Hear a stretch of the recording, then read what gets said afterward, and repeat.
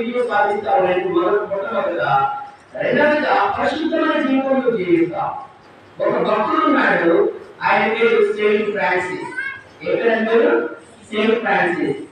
ఆయన వాళ్ళ ఉన్న ప్రాంతంలో ఒక కుష్టి వ్యాధిగ్రస్తుడు ఉన్నాడు.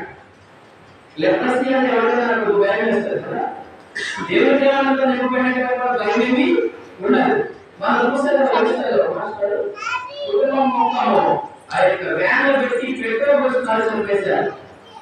ఒక భక్తుడిని ఒరిస్సాలో వాళ్ళు ఎవరి వద్ద కల్చర్ చేస్తున్నారంటే పుస్తకాలు కల్చర్ చేస్తున్నారు. పుస్తకాలు మరి వాళ్ళని కల్చరాలంటే బయటపడతాము, మా పుస్తకాలను బయటపడతాం. ఈ భక్తుడు, ఈ యొక్క ఫ్రాన్సిస్ అనే భక్తుడు అందరూ ఆయన్ని అసహించి ఉన్నారు. ఆ గ్రామంలో ఈయన చేస్తాడంటే ఆ పుస్తకాలు దగ్గరికి వెళ్ళేసి బాగా వేడిని కాల్చి ఆ వేడి నీళ్ళతో శుభ్రంగా ఆకులు వేసేసి శుభ్రంగా స్నానం చేస్తూ ఉన్నాడు. ఆయన శరీరం మీద ఎక్కడైతే ఈయన చోటుపడి అలాగా క్లీన్ చేస్తున్నాడో ఆ పుస్తకంతా కూడా పోతున్నాడు. పుస్తకం మొత్తం పోయినది. పరిశుభ్రంగా ఆ పుస్తకాలు మొత్తం పోయేసి మామూలు దేహంగా మారిపోయిందట. తెలుసుకుంటుందండి. మరి ఎలాగా కార్యం జరిగింది? ఆయన జీవితంలో పరిశుద్ధంగా ఉండాలి. ఎలాగమ్మా? పరిశుద్ధంగా ఉండాలి. మన పరిశుద్ధ జీవితం మనం చేస్తున్నప్పుడు మనము మనలో కొంతమంది గమనిస్తూ ఉంటారు. ఈమెలో నిజంగా దేవుడి ప్రేమ ఉన్నదా? దేవుడి ప్రేమ నీలో ఉంటే నీలో స్థానం లేదమ్మా. దేవుడి ప్రేమ నీలో ఉంటే నీలో ఓడిపోయి నేను బాగా గొడవ పెట్టుకున్నా కదా, వాళ్ళతో బాగా గొడవడుతున్నా కదా, నీలో స్థానం ఓడిపోయి ఎప్పుడున్నది అని మనల్ని ఇతరులు గమనిస్తూ ఉంటారు. కాబట్టి మన యొక్క జీవితము మన బిడ్డలకి, మన కుటుంబానికి, సంఘానికి, ఇతరులకి ఒక మాదిరిగా ఉండాలంటే దేవుడి ప్రేమ నీలో ఉండాలి.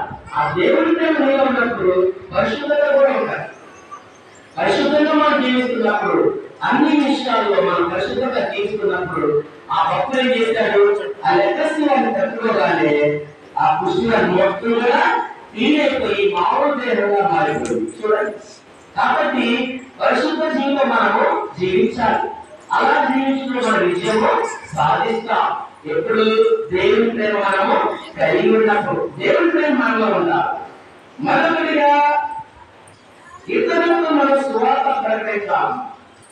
దేవుని ప్రేమ నీలో నాలో ఉన్నప్పుడు మనం ఏం చేయాలి? సువార్తని ప్రకటించాలి. నెమ్మదిగా ఉండకూడదు. 5 రోజులు తీసుకున్న వాడు ఏం చేశాడు? 5 సంపాదించాడు. 1 రోజు తీసుకున్న వాడు ఏం చేశాడు? పొయ్యి తీసి ఆ బుడ్డలో కాపేశాడు. వాటిని మెచ్చుకున్నాడు. ప్రభు సోమరమైన చెడ్డదాసుగా అన్నాడు. మరి మనం అలాగే ఉందామా? నిజంగా నువ్వు రక్షించబడ్డవాడే, నిజంగా దేవుడి ప్రేమ నీలో ఉంటే, నువ్వు మారు మనసు పొంది రక్షించబడిన బిడ్డలు అయితే కనీసం ఒకరిపైన నువ్వు యేసుని గురించి చెప్తావు. నేనైతే అలాగే చెప్తానే ఉంటా.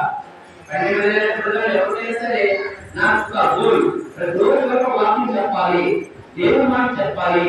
ఆ యొక్క ఛానల్ ద్వారా సరే దేవుని మాట్లాడాలి, తీర్చుకోవాలి. అలా ఎందుకుంటుంది? దేవుని ప్రేమ మనలో ఉన్నప్పుడు ఆ యొక్క పని గురించి మనం ఆలోచన చేస్తాం. మనం భక్తులు చూస్తూ ఉన్నాము. మరి విలియం కేరీ అనే భక్తులుగా ఈ బైబిల్ మన చేతిలోకి వచ్చినట్టే మన దేశంలోకి విలియం కేరీ చెప్పులు కుట్టుకునేటువంటి వ్యక్తి. ఆ విలియం కేరీ ఎన్నో భాషల్లోకి మన తెలుగు భాషలో బైబిల్ తర్జుమా చేశారు, ట్రాన్స్లేషన్ చేశారు. చూడండి, చెప్పులు కుట్టే వ్యక్తి జీవన గొప్పగా బలంగా వాడుతున్నాడు. కారణం ఏంటంటే ఆయనలో దేవుడి ప్రేమ ఉన్నది. దేవుడి పుస్తకాలు చెప్పండి. ఆయనలో దేవుడి ప్రేమ ఉన్నది. ఆయన సువార్తను ప్రకటన చేయాలి. భార్య చనిపోయింది, భార్యకి పిచ్చి పట్టింది. ఆ భక్తుని భార్యకి పిచ్చి పట్టింది. కుమారుడు కుమారుడు 6 రోజులు చనిపోయాడు.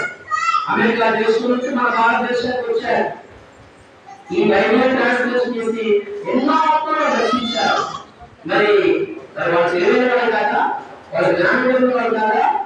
చూడండి, ఎందుకు వాళ్ళు సమర్పించుకున్నారంటే వాళ్ళు శివ ప్రేమను వాళ్ళు చూశారు, ఏసే ప్రేమను వాళ్ళు చూశారు. వాళ్ళు వాళ్ళ హృదయాల్లో దేవుడి ప్రేమ కలిగి ఉన్నారు. కాబట్టి ఈ గుడ్ న్యూస్ ఇక్కడ చెప్పాలి. భారతదేశంలో విగ్రహాలు ఎక్కువ. ఇప్పుడు మనం చూస్తున్నాం నార్త్ ఇండియాలో కుంభమేళ. కుంభమేళలో బట్టలు లేకుండా కొన్ని వేల మంది ఆ యోగులు వెళ్తా ఉన్నారు, సన్యాసులు. వాళ్ళని చూడడానికి వెళ్తున్నారు. చూడడానికి వెళ్ళిపోయి ఆ యాక్సిడెంట్ వెళ్ళిపోయి చనిపోతా ఉన్నారు. ట్రైన్లు బస్సులు వెళ్తూ చనిపోతున్నారు. వాళ్ళు ఆ యొక్క సాగులు సన్యాసులు అన్నమాట. కుంభమేళ జరుగుతున్న ఉత్తర భారతదేశంలో ఎంత విగ్రహాలు చూడండి. ఒక యవనస్తురాలైతే ఆ సాగులు కాలం మీద పడుతున్నాయి, వాటిని బట్టలేం లేవు అసలు. ఎంత దారుణంగా ఉన్నది. కాబట్టి ఆ భక్తులు ఆలోచించారు, అయ్యో భారతదేశంలో విగ్రహాలు ఎక్కువ, వాళ్ళకి ఏసేస్తున్నారు ఎవరు ప్రార్థన చేయాలి, నేను వెళ్తా, నేను రక్షించబడ్డాను, నేనే స్వాత కనిపిస్తానని ఆ విజయం తెలియని భక్తుడు తన కుటుంబంలో సహా మన దేశానికి వచ్చి ఏసే స్వాత ప్రకటన చేశారు. బైబిల్ కూడా తెలుగు ట్రాన్స్లేషన్ చేశాడు. నీ చేతిలో ఇప్పుడు దేవుని యొక్క వాక్యము, దేవుని ప్రేమ ఈ జీవవాక్యం మన చేతిలో ఉందంటే ఆ భక్తుల యొక్క త్యాగము, ఆ భక్తుల యొక్క వారి జీవిత సమర్పణ అలాగే చేసే కారణం ఏంటి? వాళ్ళలో దేవుని ప్రేమ ఉన్నది. దేవుని ప్రేమ ఉన్నది కాబట్టి దేవుని స్వాత ప్రకటన చేయడానికి భారతదేశం అంతా కూడా వచ్చేసారు. చూడండి, మరి మనం ఎవరికైనా చెప్తున్నామా? మన విగ్రహాల దేశం కదా, మన విగ్రహాల దేశం. ఈ నార్త్ సైడ్ ఇంకా విగ్రహాలు చెట్టుకు పూజ చేస్తున్నారు, బాంబుకు పూజ చేస్తున్నారు, రాళ్ళకు పూజ చేస్తున్నారు. మనుషులు బట్టలు ఉంటే పిచ్చోడు కదా వాటి కాలం కొడుతున్నారు. మరి మనకు చెంత ఉండాలి కదా, బాధ ఉండాలి కదా. మన బిడ్డల్ని ఏ కార్యక్రమం చేయాలో ఏమని ఇప్పుడు నీ కుమారుడు ఏం చేయాలనుకుంటామంటే భక్తులు అడిగారు, నీకు ఎంతమంది బిడ్డమ్మా? ముగ్గురు. పెద్ద కొడుకు ఏం చేస్తావు? డాక్టర్ని. రెండో కొడుకు ఏం చేస్తావు? కలెక్టర్ని.